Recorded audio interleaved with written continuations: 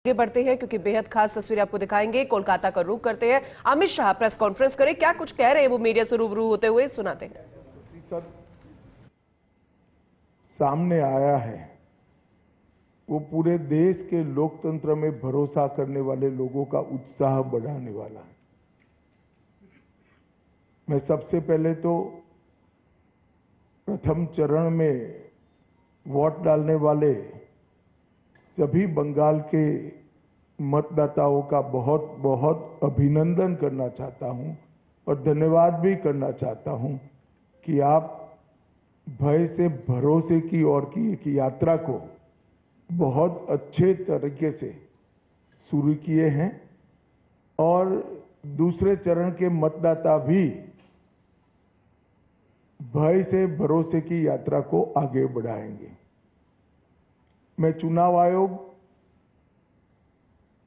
सभी सीएपीएफ, चुनाव आयोग के सहयोग में लगा हुआ पूरा तंत्र और बंगाल पुलिस को भी हृदयपूर्वक बहुत बहुत अभिनंदन देना चाहता हूं, क्योंकि बंगाल के बहुत लंबे अरसे के बाद एक भी मृत्यु नहीं हुई है। इस प्रकार का ये चुनाव हुआ है जो अपने आप में एक अजूबा है। तो मैं चुनाव आयोग और चुनाव आयोग के तत्वाधान में सभी सुरक्षाकर्मी और सभी तंत्र को हृदयपूर्वक अभिनंदन देना चाहता हूं। हमारे पास जो फीडबैक है उसमें बंगाल की जनता ने अपना भविष्य पहले चरण में ही तय कर लिया।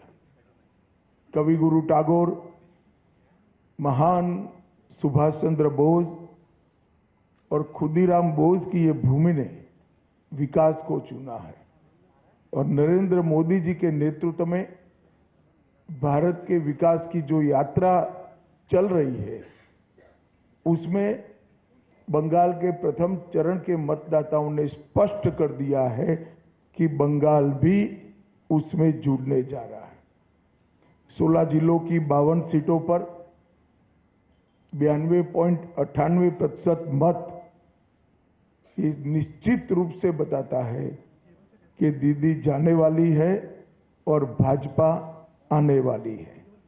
भय जाने वाला है और भरोसा आने वाला है। हमने कल देर रात तक हमारे सभी विधानसभा के कार्यकर्ताओं के साथ भारतीय जनता पार्टी बंगाल की टीम ने एक असेसमेंट करा है, जो पोलिंग हुई है ऐसा इसका, और मैं स्पष्ट रूप से आपको बताना चाहता हूं 152 सीटों में से 110 से ज्यादा सीटें भारतीय जनता पार्टी जीतने जा रही है। इसका मतलब है कि दूसरे चुनाव चरण को मिलाकर हम प्रचंड बहुमत के साथ बंगाल में शुद्ध रूप से भारतीय जनता पार्टी की सरकार बनाने वाले हैं। मित्रों, मैं थोड़े आंकड़े भी देना चाहता हूं। 16 के चुनाव में 1278 लोग घायल हुए थे, 21 में 1681, 23 के पंचायत में 664 और 24 के आम चुनाव में 761। उसकी तुलना में 30 से कम लोग कल घायल हुए। ये बताता है कि बाय एंड लार्ज चुनाव शांतिपूर्ण तरीके से हुआ है और मृत्यु का आंकड़ा एक भी नहीं है। और ये जो चुनाव बढ़ा है, मतदान बढ़ा है, वो भारतीय जनता पार्टी की सरकार बनाने का, परिवर्तन का मतदान। क्योंकि जिस तरह से प्रधानमंत्री जी और हमारे बाकी नेताओं की रैलियों को प्रतिसाद मिला है, रोड शो को प्रतिसाद मिला है, वो प्रतिसाद कल प्रथम चरण में बैलेट मशीन के अंदर बंद हो गया है। एक बहुत बड़ी आशंका यहां व्यक्त की जाती थी कि जन समर्थन तो है मगर पोलिंग स्टेशन पर पहुंचेगा क्या। वो आशंकाएं आज समाप्त हो गई है और मुझे विश्वास है कि दूसरे चरण में और उत्साह के साथ मतदान होगा। अब दूसरे चरण की भी मतदाताओं की जिम्मेदारी है कि यही परिवर्तन के दौर को वो आगे बढ़ाए। बहुत लंबे समय के बाद, जब कोई विपक्षी पार्टियां नहीं थी, हमारे देश की आजादी के बाद का वो दौर बात कर दीजिए, तो 5 तारीख के बाद अंग, बंग और कलिंग तीनों जगह भारतीय जनता पार्टी का शासन होगा, कमल का शासन होगा। और मैं मानता हूं ये निशानी हमारे पूर्वी भारत के लिए शुभांकर है।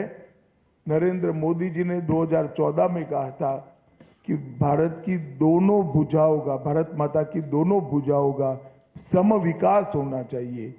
पश्चिम के क्षेत्रों में विकास काफी अच्छा हुआ है, कोई न कोई कारण से पूर्व के क्षेत्र पिछड़े हुए हैं।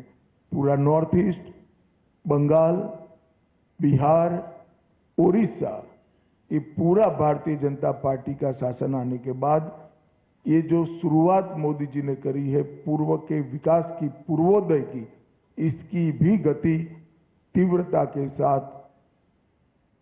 बढ़ेगी। मित्रों, एक बंगाल की मुख्यमंत्री जी अफवाह फैला रही हैं कि बंगाल में अगर भाजपा का शासन आया तो बाहरी लोग शासन करेंगे। मैं दीदी को बताना चाहता हूं, दीदी बंगाल का अगला मुख्यमंत्री बंगाल में ही जन्म लेने वाला, बंगाली मीडियम में पढ़ा लिखा और बंगाली बोलने वाला होगा। इतना ही है कि आपका भतीजा नहीं होगा, वो भारतीय जनता पार्टी का कार्यकर्ता होगा। अगली सरकार बंगाल के ही भारतीय जनता पार्टी के कार्यकर्ता ने बनानी है। भाइयों बहनों, भारतीय जनता पार्टी की सरकार बंगाल में बनने के बहुत बड़े मायने, हमारी सबसे पहली प्रायोरिटी होगी कि बंगाल की महिलाओं को हम सुरक्षा प्रदान करें, उनको भय से मुक्त करें।